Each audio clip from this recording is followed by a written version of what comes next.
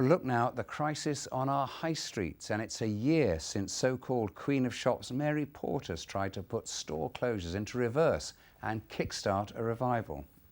Well, Wolverhampton won £100,000 of Portas money allocated from the government. But can that make a difference in a city where around 25% of shops lie empty? Giles Latcham has been investigating.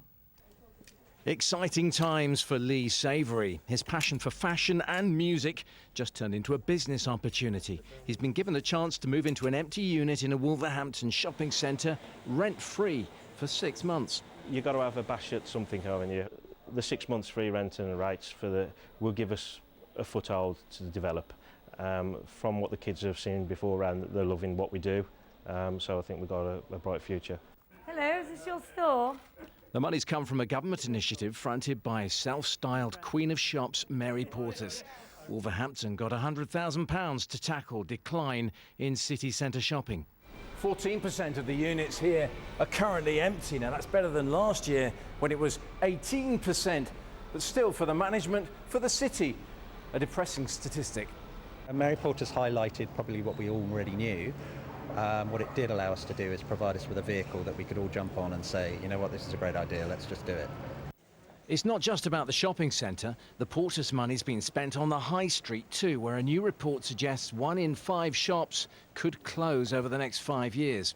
I've got the prominent side, lots of windows. Richard's not deterred though. Bright and ambitious, he's got 6 rent-free months to establish a bistro-style cafe in this former nightclub, and he's brimming with optimism. The amount of investment and support that we're getting at the moment through the Portas scheme, there have been loads of little shops opening, loads of independents opening in different areas of the city centre. I don't think Wolverhampton's on its way out at all. What we do is we input from the States. And internet shopping needn't be your enemy, says Lee, who serves customers worldwide as well as face-to-face. This is one business convinced the high street's far from dead. Giles Latcham, BBC Midlands Today, Wolverhampton.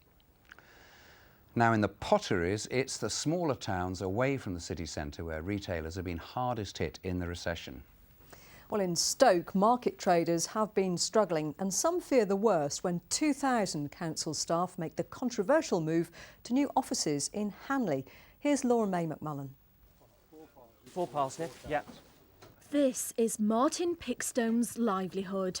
His family business has been at Stoke Market for 30 years. 431, please. He's already seen business decline over the years. He believes now moving 2,000 council staff will have a devastating effect. It will be the final nail in the coffin. We're all just hanging on now.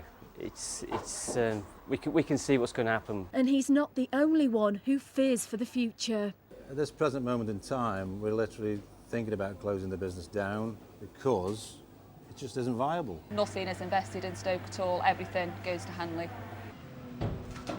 Just 3 miles away from Stoke, and this will be Stoke-on-Trent City Council's new headquarters. It wants to create a central business district here in Hanley at a cost of at least £45 million. In a statement, the council says it wants to lead the way and become the anchor tenant. It also says the move is necessary to help rejuvenate Hanley city centre. But shoppers in Stoke disagree. I think it's the worst decision that this council has ever made. It's a devastating blow for the market particularly. It ought to be in Stoke because we are Stoke-on-Trent. Everything is going now. Why are they taking those civic offices away as well? The council says it's committed to helping local businesses, but traders here want to know how. They believe the council move will affect their livelihoods and the local economy. Laura May McMullen, BBC Midlands Today, Stoke-on-Trent. Understandably, major new shopping developments have been rare over the past few years, but one is soon to open in the Black Country, providing work for some job seekers who've been unemployed for years. Well, it's in West Bromwich, and although the jobs are welcome, there are some concerns that trade could drop at established high street retailers in the town, putting their survival in jeopardy. Here's Liz Copper. In the centre of West Bromwich, plans to turn around the retail economy here.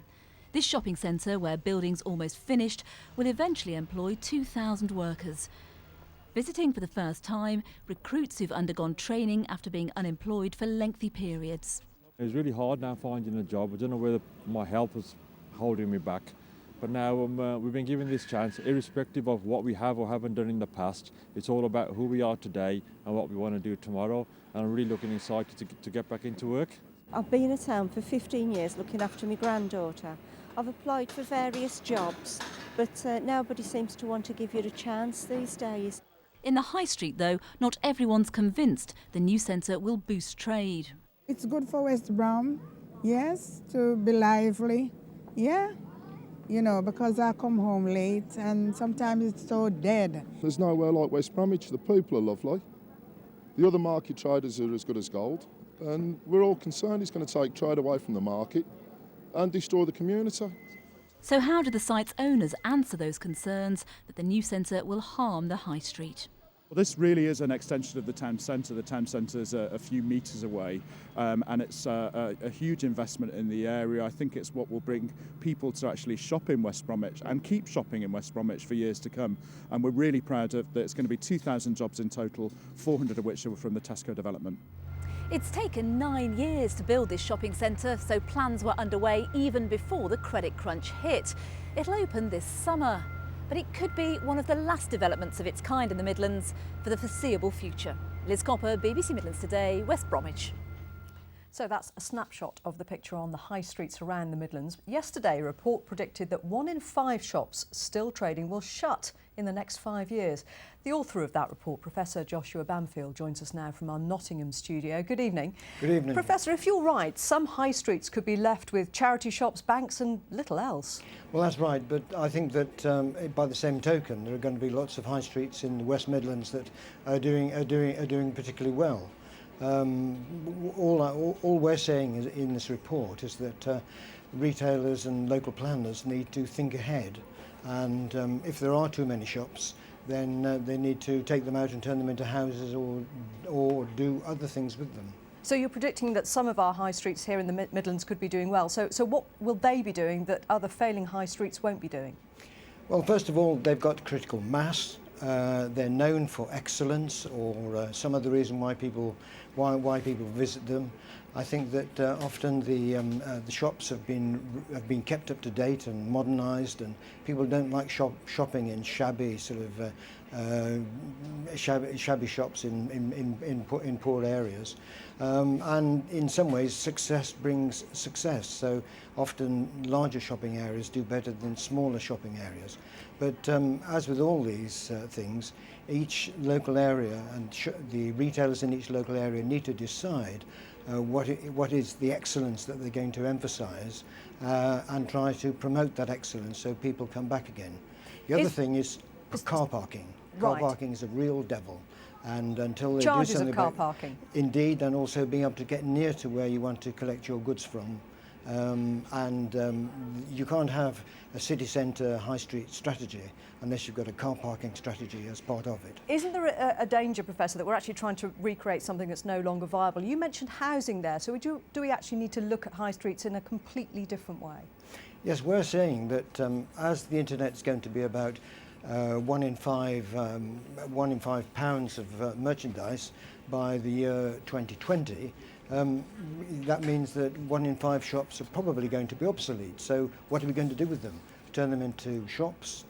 Turn them into offices, but why not turn them into homes so people start living in the high street as they used to do in the old days. So perhaps that's something else that's just as appropriate to bring back.